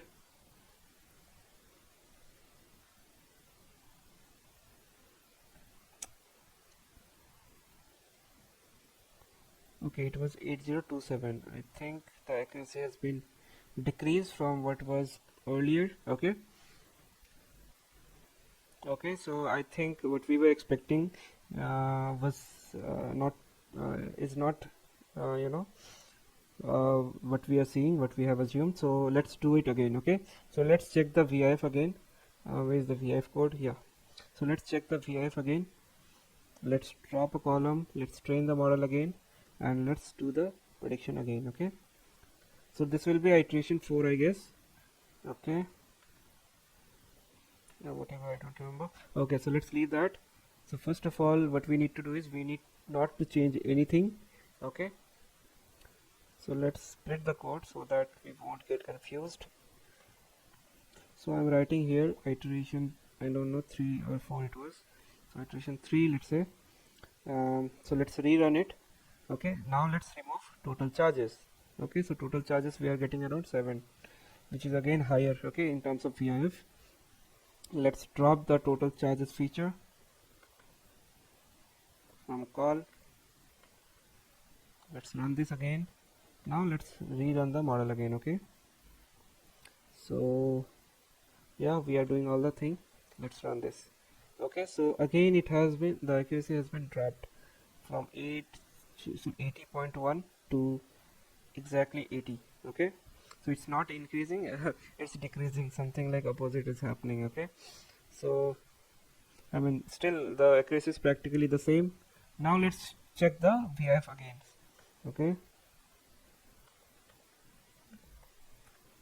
Okay, so we have, I mean the all VIF have a good value of VIF, so we need not to drop any variable as and we can proceed with making prediction with model only.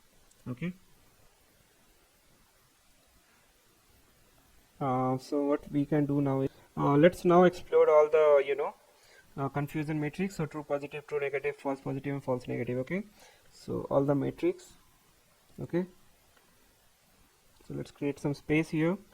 So TP equal to confusion. Okay, so we have to make the confusion matrix based on the latest data, latest findings. Okay, so let's copy the code from where we calculated the, yeah, here. So from here let's copy this. Since we have many iterations, that's why we need to update this confusion matrix. So matrix of confusion matrix, we have this and this. Okay, let's run this. Okay, somewhat changed. Okay, earlier it was 620, yeah, it was 593 and it became 620. Okay, so let's plot this and understand the output. Okay, so TP equal to confusion of 1 comma 1. Okay, next is true negative, then we have false positive and false negative. True positive, true negative, false positive, false negative. Okay, so 1100 and 0110. Okay,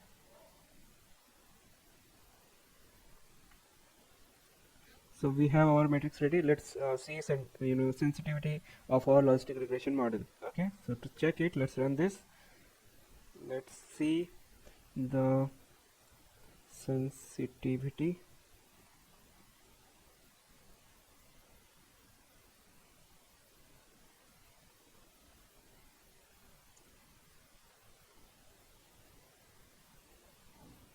Okay, so it is true positive divided by float of true positive plus false negative. So we have around 51%. Okay, then let's check about specificity. Okay,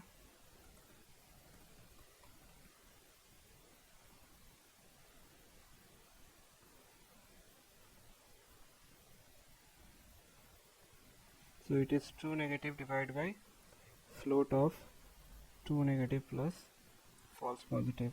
So we are getting around 90%. Okay, then let's check about calculating false positive rate predicting churn when customer doesn't have churn. Okay, let's see false positive rates. Okay, so it will be false positive divided by float of true negative plus false positive. Okay, so it's 10%. Okay, then let's check the negative predicted rate. Let's see the negative predictive rate So it will be true negative divided by float of true negative plus false negative. Okay, let's run this. So we have around 84%. Okay, so the sensitivity that we see is around 51%. So basically indicating that the model correctly identified 51% of actually positive cases. Then we have true negative, which is specificity. So a specificity of 89% means that model accurately identify 89% of actual negative cases. Then we have false positive rate, which is around 10%. So it suggests that 10% of actual negative were mistakenly predicted as positive. Okay, then we have negative prediction rate. So basically model saying it means that 84% of predicted negative are actually true negatives. Okay, so that is what we interpret from these results. Now what we can do next is we can plot a ROC curve to check trade-off between sensitivity and specificity. Okay, a closer look basically. Okay, let's plot that.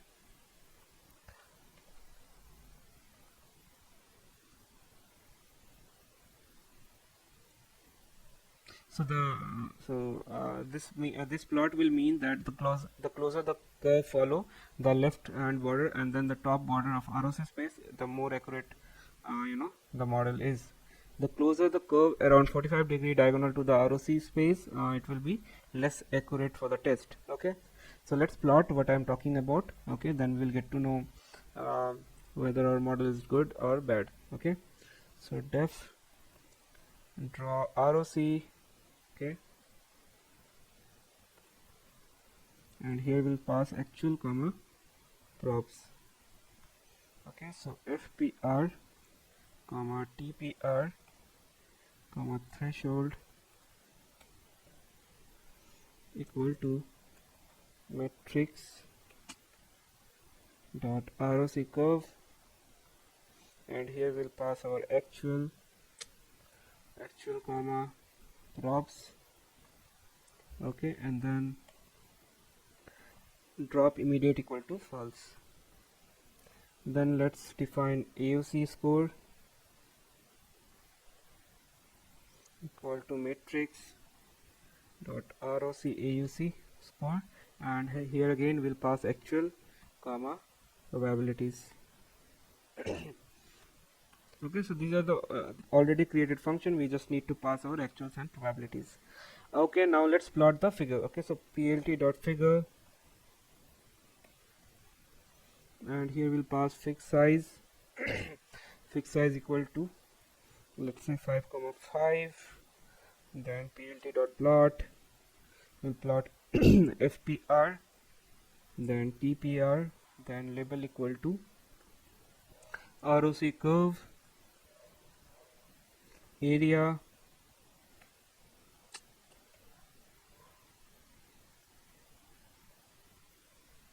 equal to, it should be dynamic. Okay, so percentage 0.2f.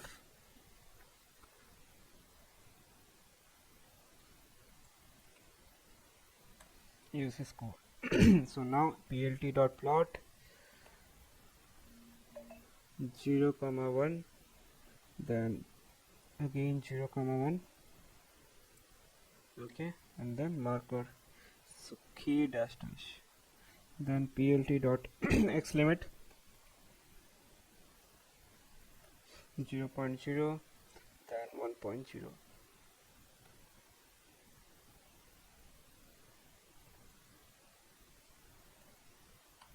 plt dot y limit, and here 0.0 comma 1.05, let's say. Okay, now let's give labels.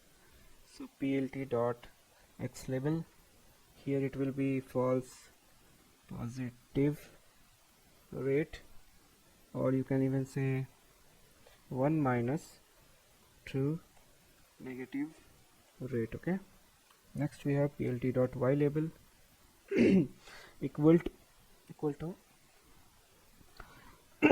true positive rates, sorry for that, true positive rate. Then we have title. So plt dot title, it will be a receiver operating characteristic plot. Okay, curve.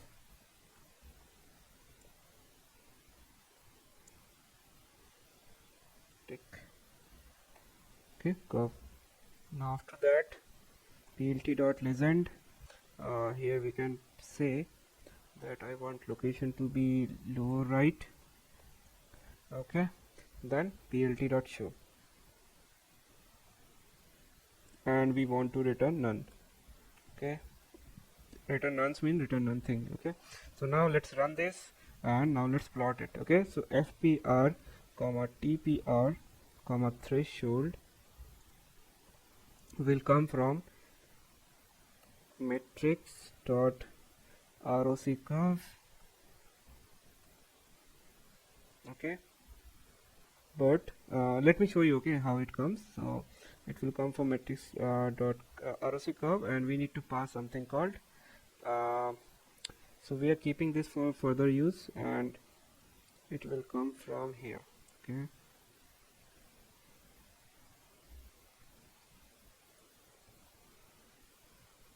paste it. Okay, and here we will need to pass something called, drop immediate equal to false. Okay, so let's run this, and now we have a copy of these fpr, tpr, and threshold. Now let's draw the roc. Okay, so here we'll pass this thing only.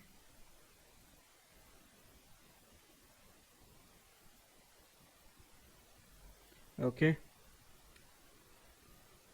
now if you run it, you'll get a curve. So it will take some time. Okay, so we have some error. Let's have a look. Okay, we have error as well as low right is not valid location. Okay, lower left or lower right. Okay, it should be lower right. Okay, so we can see our model is not very good. Okay, but somewhat. Okay, so let's find a optimal cutoff point. Okay, so to find the optimal cutoff point, we need to get something called get balance sensitivity of specificity. Okay, so for that only we can get different type of probability cutoff. So let's do that. So let's find the best optimal cutoff point. So finding the best, or you can say optimal cutoff point. So let's create a column with different probability cutoff. Okay, create a column with different probability cutoff. Okay,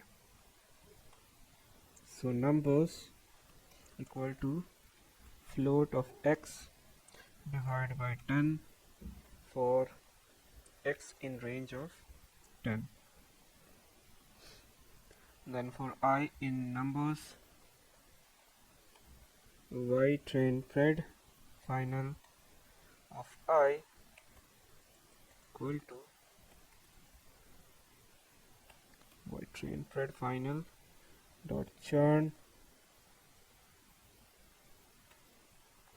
dot map lambda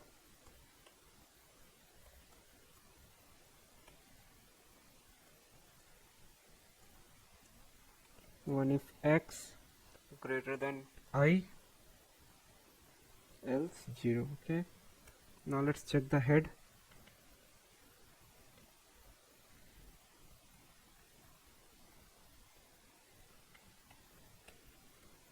Okay, so we have values for all the cutoff. Now let's calculate the accuracy, sensitivity, and specificity for various probability. Okay, so now let's calculate accuracy for sensitivity and specificity for various probability. Okay, so cutoff df equal to pd dot data frame, and here we will have columns equal to probability, then we'll have accuracy, then we will have sensitivity, then we have specificity. Okay, so after that let's define all the probabilities. So num equal to 0, 0.0, 0, 0.1, 0, 0.2, comma 0, 0.3, comma 0, 0.4,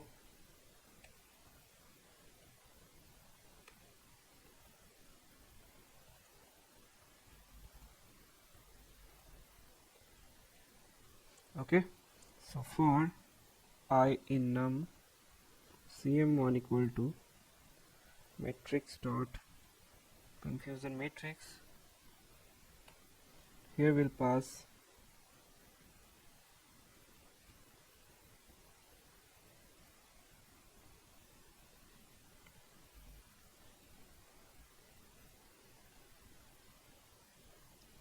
of I. Okay,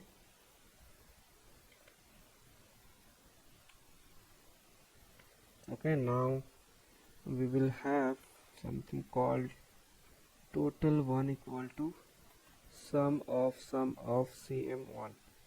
Okay, now we will calculate the accuracy. Accuracy equal to cm1 of 0, 0 plus cm1 of 1, 1 divided by total 1 will give us accuracy. Okay, now let's calculate the specificity.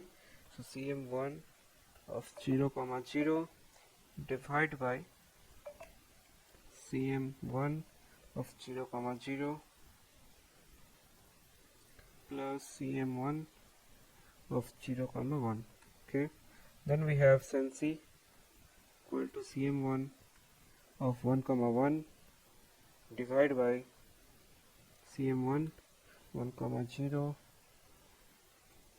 plus cm1 of 1, 1. Okay, it will give us sensitivity. Now let's update the cutoff data frame.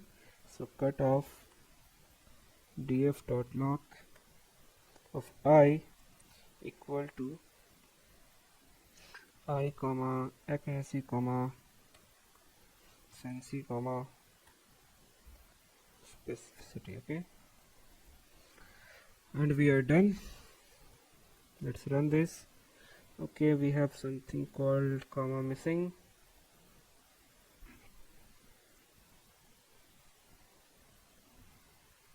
Okay, here it should be s.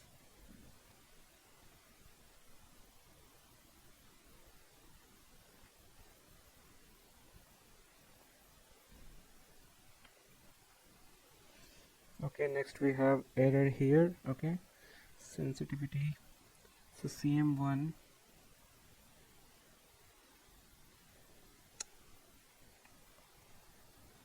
okay, let's print out the cutoff data frame. Okay, so this is how it looks. Now let's plot the accuracy, sensitivity and specificity for various probability. Okay, because this is not clearly explainable, so let's plot it. Okay, so let's plot accuracy, sensitivity and specificity for various probabilities. Okay,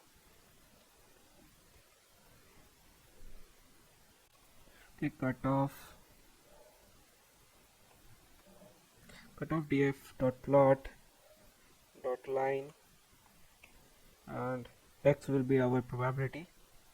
Okay, and y will be our accuracy,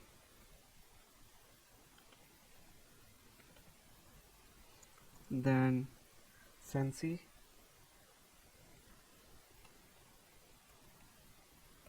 then spacey. Okay, so let's do plot plt.show. Okay, so this is how our plot look like. So from the curve, so what we can see is 0.3 is the optimum point to take it as a cutoff probability. Okay, so now let's do this. Now hope you understand what why we have done this whole exercise. Now you know, right, what is the best probability cutoff point. Okay, and this is why we do something called, exploration on, sensitivity, accuracy, and specificity to understand, whether we are taking the wrong probability as a cutoff point or like this. Okay, so hope this thing is clear why we have done it. Now what we can do is, we can take 0.3 as a cutoff point. Okay, now y train pred final, oops, y train pred final, and we can create a column called final prediction. Okay, final prediction equal to y train pred final dot churn probability. Let's map it with 0.3. Okay, so lambda x1 if x greater than 0.3, else 0. Okay, now get it right why we have done it. Now let's check on head. Okay, so we have updated our final prediction. Okay, so now what we can do is, let's check the overall accuracy. Okay, and then we will plot the precision and recall all other metrics again. Okay, so let's check the accuracy. So for that, let's copy the code that we have wrote above. Okay.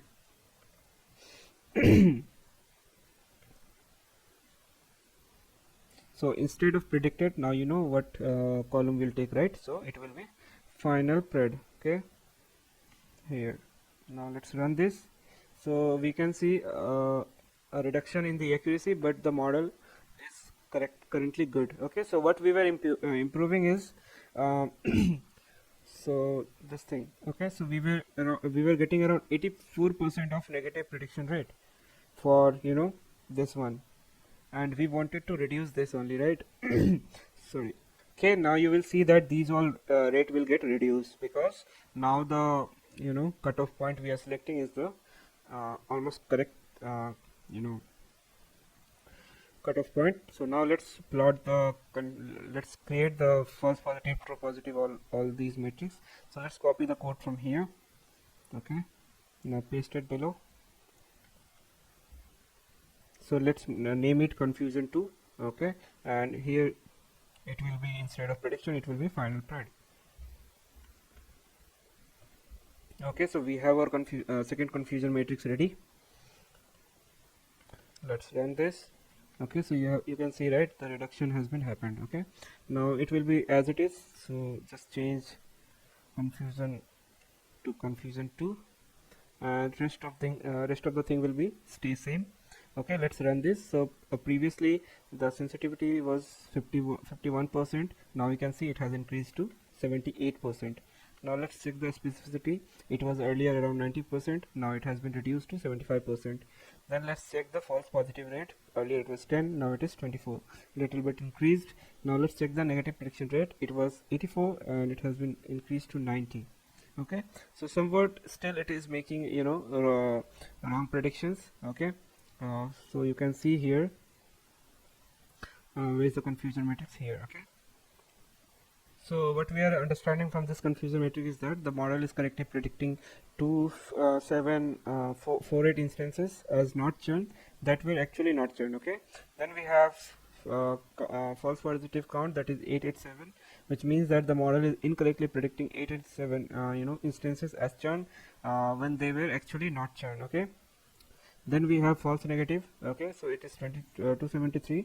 So the model is incorrectly predicted 273 instances as not churn when they were actually churn. So you can see that this rate is reduced. Okay, then we have true positive rate, which we have count of 1014. So the model is correctly predicting 1014 instances as churn that were actually churn. So you can see, right, I mean, somewhat model has improved and somewhat not. Okay, so we have to play with data like this only, and you can understand how it is affecting the model. Now let's check the precision and recall. Okay, so we can use confusion matrix 1 for it. Okay, so let's do precision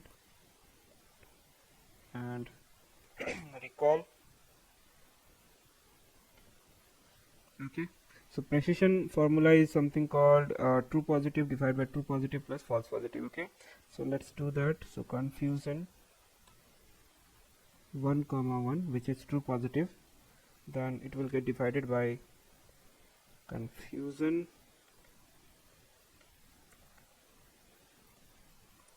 0 comma 1, okay, plus confusion 1 comma 1, which is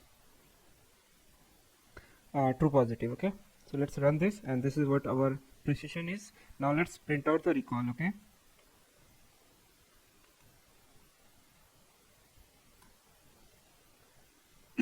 so recall is true positive divided by true positive plus false negative. Okay, so confusion of 1 comma 1 divided by confusion of 1 comma 0 plus confusion of 1 comma 1. Okay, and it will give us recall. So recall is around 52%. Okay, so a recall of 51% indicates that the model captured around half of the actual positive cases. This might imply that the model misses some actual positive cases, leading to false negative. Then a precision of 64% suggests that when a model predicts a positive case, it correctly it is correct 64% of the time. So this indicates a model level of confidence in the positive prediction made by the model. Okay, so recall measures the proportion of actual positive cases correctly identify the model among all the actual positive case, whereas precision measures the proportion of true positive prediction among all positive prediction made by the model. Okay, so we have done with precision and recall. Now what we can do is let's plot precision recall curve. Okay, so precision recall curve. Okay, so for this also we need to import library. So I don't remember, yeah, it is from metrics only. So from sklearn dot metrics import precision recall curve. Yeah, so let's run this. Okay, now what we can do is so first of all it will return three values, so p, r and threshold. Okay, let's name it 2 threshold 2 because earlier we were having some one more. Okay, from ROC curve, I guess. Yeah, so precision recall curve and here we will be passing same thing that we used to pass for accuracy.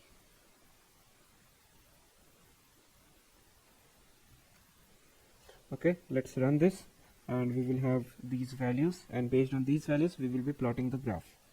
So we have the values. Now plt dot plot threshold 2 comma p of all minus 1.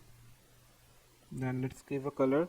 So for this let's give a green color. Then plt dot plot thresholds. Then for r let's give a red color. Okay, then plt dot show. Okay, so this is what the precision recall curve is, and they are not crossing over each other. Okay, now what we can do is let's make the prediction on the test set, and let's see how much we are achieving the accuracy. Okay, so that's all thing we will do. Okay, you can further deep dive into it and you can do more modification if you see any, but for now that's all. Till this thing only we will be exploring. Now we will not be exploring any much. Now let's do the prediction on test set. Okay, let's make the prediction on test set. I know the video is very long, but you will be learning so many things here. Okay, it's not like we are just doing the project, we are understanding the data and accordingly we are making the project work. Okay, so you understand, right? When we have so many features, when we have bad performance, how we increase it, right? So this way it's not like in logistic regression you can follow all this. You can follow this step in any algorithm, you name it, and for every algorithm there might be some other ways to do it, but just stick to understanding, because if you know the if you have the understanding, you can implement it anywhere. Okay, so tenure comma monthly charges comma total charges. Okay, so equal to scalar dot transform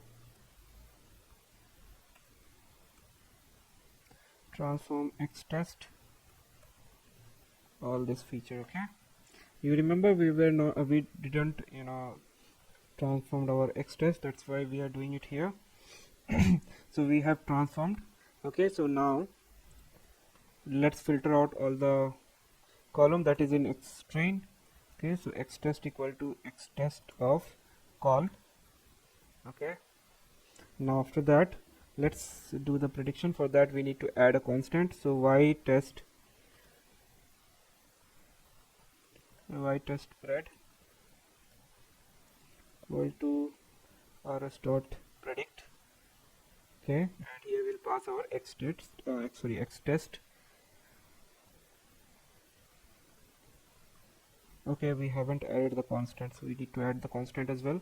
So x test sm equal to sm dot add constant and x test. Okay, so rs dot predict x test sm. Okay, so we are done. Okay, now let's convert our y pred to a data frame for now, which is an array. Okay, to see it in a nice way.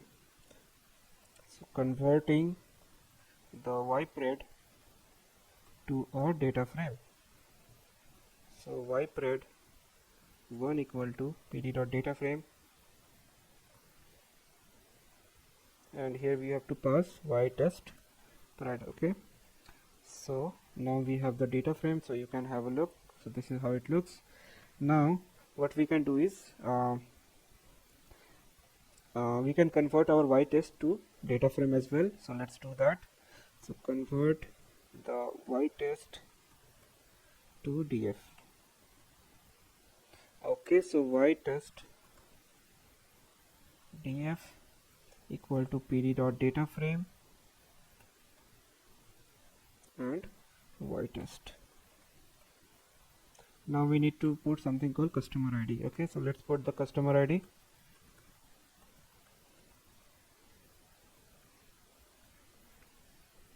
So y test df cust id equal to y test df dot index. Now let's remove the index for both data frame to append them side by side. Okay,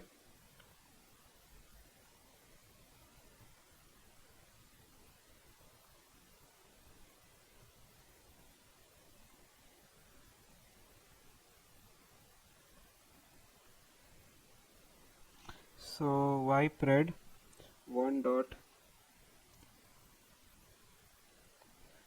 reset index and drop equal to true and in place equal to true as well. So let's copy this line, paste it below, and it will be df. Okay, so let's run this. Y pred df is not defined. Okay, it should be y test, sorry. Yep, now next is we need to append y test df with y pred 1. So let's do that. So y pred final equal to pd dot concat. So we'll use the concat function from pandas.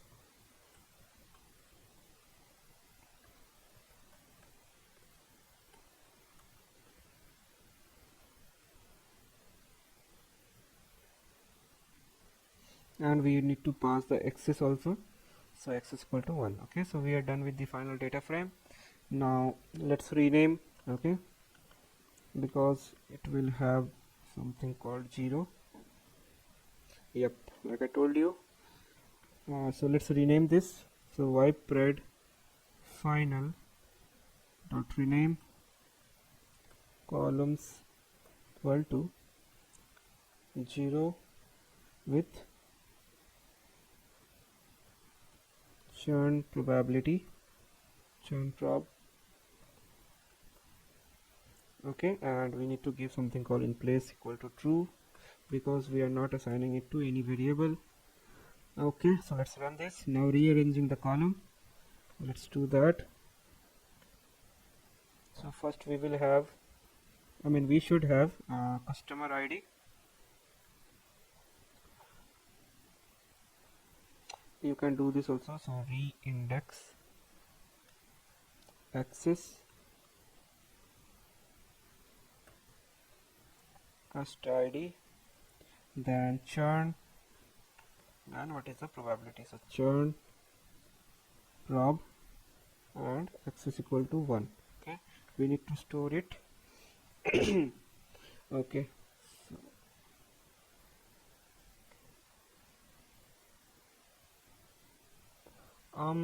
I think this is duplicated, maybe, I'm not sure. Okay, so other ways to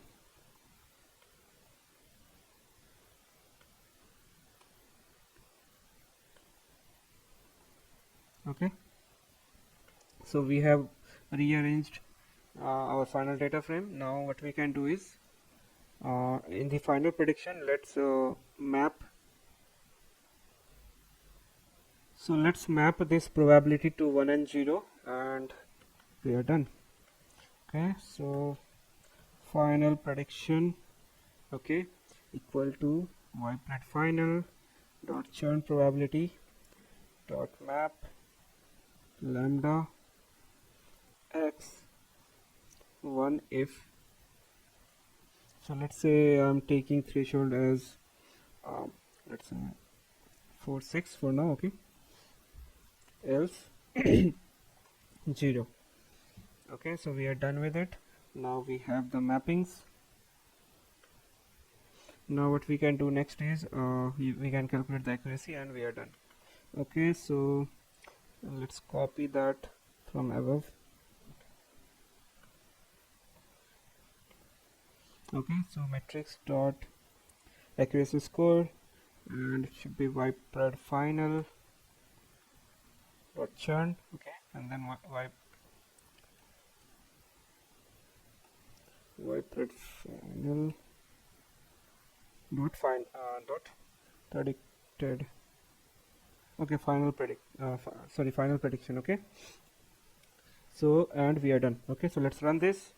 So almost 77% accuracy that we are getting. Okay, and that's a good news, and it's a good number, it's not a very bad. Okay, so I hope you guys have learned how to deal with churning. So it's not just telecom sector, it's many sector. Okay, where we do churning. E-commerce websites also, Amazon, Flipkart, people also do does the same thing. So hope you guys have learned how to start this project end to end, and this is how you solve any problem. Okay, so hope you guys have learned so many things here, and please guys, please do like and subscribe, and if you have any problem, please do comment on the comment box, and I will be replying you ASAP. And this notebook you will be finding in the link I will be sharing in the description box, so you can go ahead and have a look, and you can change accordingly the numbers that I have chosen from my end. You can change it, and you can see how it impacting. So guys, that's all in this process. So thank you for joining, guys. See you in the next video. Please do like and subscribe, guys. Okay, bye.